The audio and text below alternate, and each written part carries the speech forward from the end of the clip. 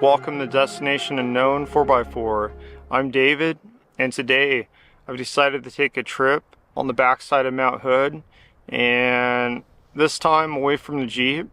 I have an ultralight backpacking setup that I brought along. I've been wanting a mobile setup for a while now, so I'm not 100% tied to the Jeep at all times. Right now, I don't have any way to secure any of my gear except for the smaller items in my Tuffy consoles. So having a ultralight backpacking setup means that I'm not married to it at all times. I have every intention of continuing the overlanding Jeep stuff. Eventually I'd like to get that Jeep completely kitted out with maybe like an iCamper or something and a hardtop. It's summertime. I just want to explore and find those unknown destinations. One of the best things about getting away and hiking is the ability to see places you would never see in a vehicle.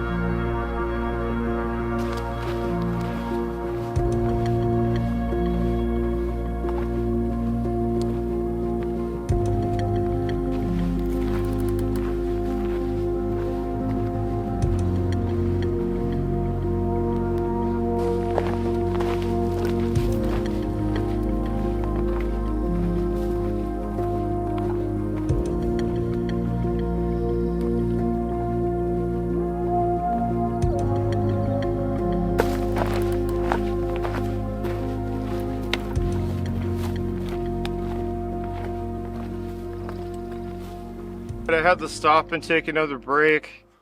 This trail's been pretty demanding, I would say. I definitely picked a really difficult one for my first outing, and I would say take those trail ratings pretty seriously when it says hard or difficult. So I'm hoping I'm about halfway through this trail. I'm down one water bottle already. It's been very, very hot. So I did bring a water filter. Hopefully we could find a water source, replenish. I'm getting hungry now, so I'm hoping to find a place to camp as well. But yeah, it's just absolutely gorgeous here.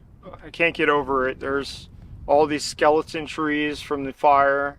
It's a bird's nest right up there in one of the trees.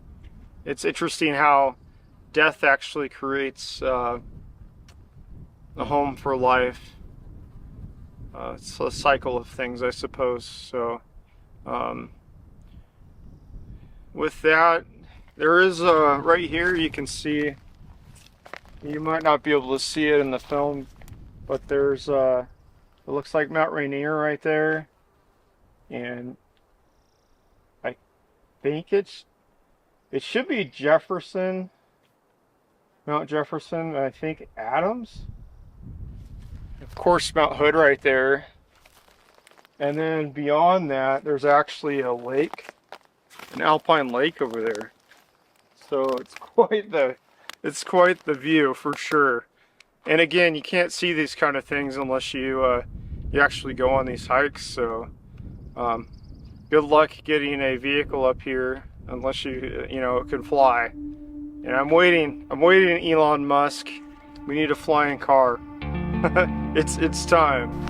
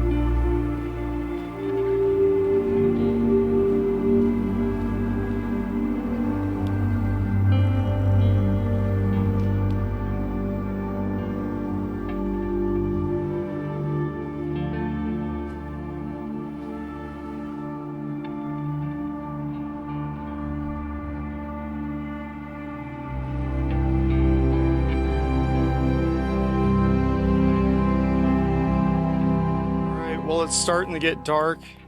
I scouted out the trail ahead, and although it's passable, there's a lot of snow still. I'm down to a third of water, so in my opinion, not even enough to make the meals that I brought along. I do have some beef jerky and some other snacks in my pack. But I think it's the most responsible thing to do is call it. It sucks too, because I know there's a lake ahead, but at the same time I'm getting eaten alive by these damn mosquitoes. I did find some snow, but it's old snow, so I don't feel too comfortable with actually boiling that and making a meal. I do see there's a lot of trails that go off of this. I don't know if they're animal tracks. I would assume they are. But yeah, this was such a hard trail. I'm a little disappointed because I don't know if I actually want to come back. Maybe there will be a part 2 where I actually go past this point. But Mount Hood's so close from here. Another weird thing I noticed, I might get a picture of it, is in the little water puddles there's worms, white worms. So I don't care how good your water filter is, unless you're dying. I wouldn't attempt to filter any of that water. So it's been a pretty good first outing. I think backpacking is, although it's fun solo, there's definitely a high amount of risk. And I think it would be actually more fun to have company along. So I did purchase a new lens for this trip, and I hope you enjoyed it. It's 60 millimeter at the widest, so definitely makes for a very immersive filming experience, I think. I can't wait to go back and look at the footage, but yeah, you can see the snowpack that's still here. And we're now in the beginning of July, so this trail probably won't completely open up till later on. But yeah, these mosquitoes are fierce. And yeah, check out these worms. Pretty gnarly. Whoa. White worms. I'll have to look at what those are when I get home. But yeah, I wouldn't be drinking that water.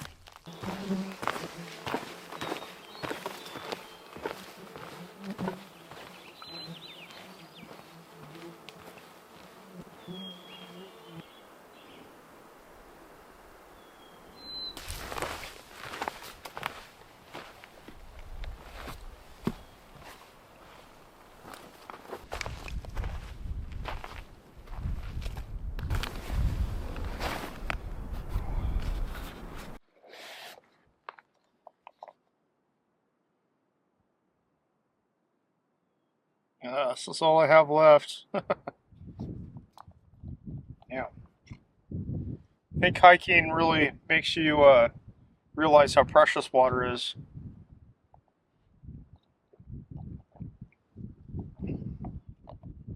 It's already filtered water, by the way. Well, now I just need to decide what to do. Either got basically two options. One is to go down a little further in the clearing and set up tent.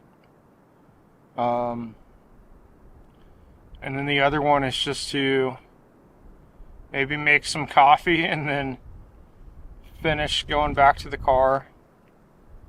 But I'm pretty fatigued. I'm very fatigued. I might feel good enough to go back after this break.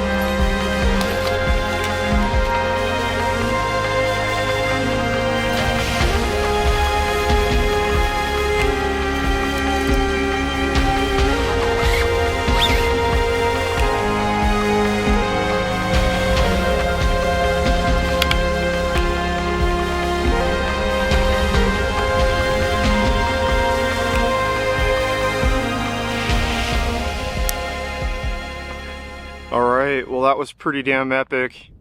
Woke up for the sunrise this morning, had some coffee.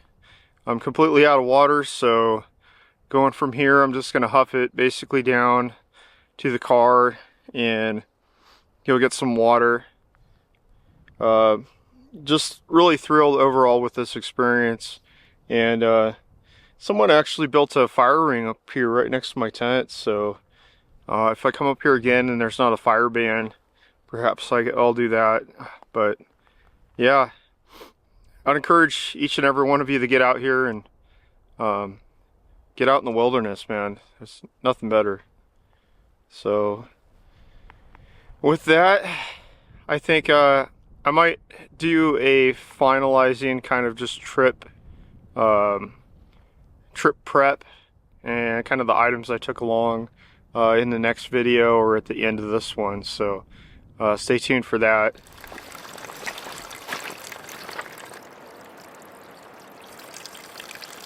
Finally found some water after all.